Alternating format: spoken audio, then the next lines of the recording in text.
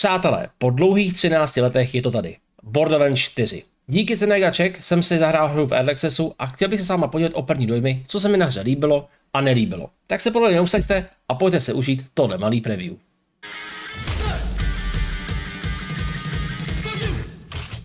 Hra startuje zajetím našich hrdinů tajemným timekeeperem.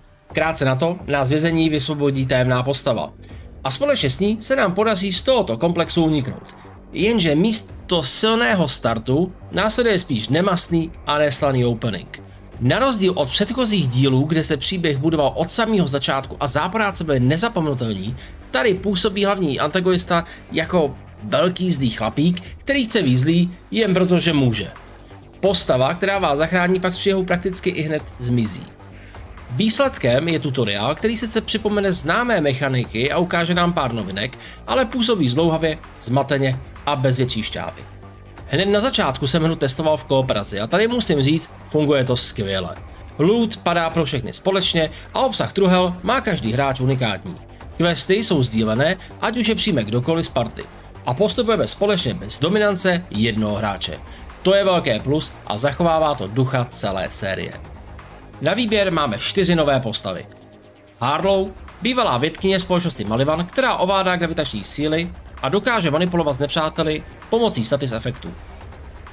Vex, nová sirena ve světě Borderlands, která se soustředí na kinetické poškození a schopnosti manifestovat fyzické entity. Eamon, masivní válečník, specialista na elementální zbraně a obranu. Já si zvolil Rafa, technologicky vylepšeného člověka, agilní bývalý voják z exosuit technologií. Ten nabízí 3 podtřídy. Můžete vyvolat ramení turetu, proměnit ruce v obří meče na milý souboje, nebo si z ruky vytvořit improvizovanou střelnou zbraň. Zároveň jsem si vyzkoušel i Vex a jako sirena funguje skvěle.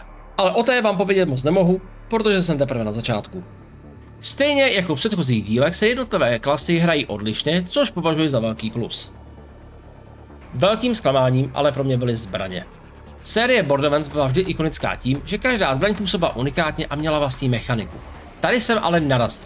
Převážně na různé elementy a druhy střelby, nic víc. Chybí originální kousky, jako například legendární Reload Gun z Borderlands 2, kdy jste místo klasického přebití hodili zbraň po nepříteli, ta vybuchla jako granát a následně se vám zmotnila zpět v ruce.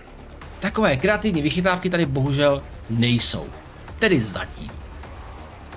A teď asi k tomu největšímu problému.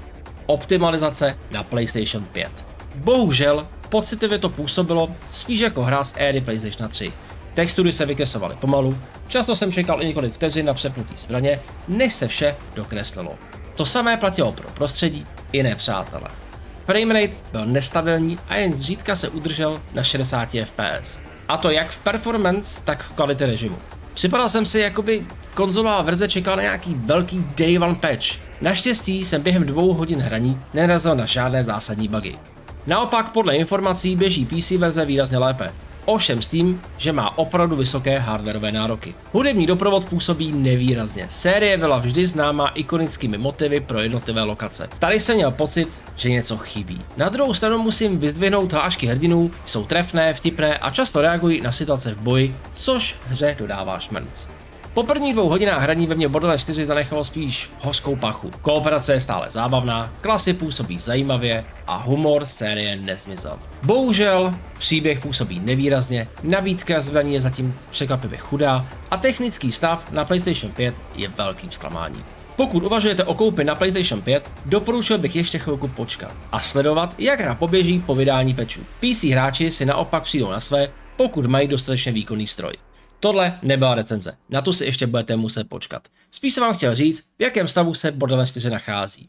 Otázka je, jestli se vám chce investovat 70 € do hry, ve které ještě něco trošku chybí. Já doufám, že jste si tohle užili, že vám to trošku pomohlo a uvidíme se u celé recenze na Borderlands 4. Zatím ahoj.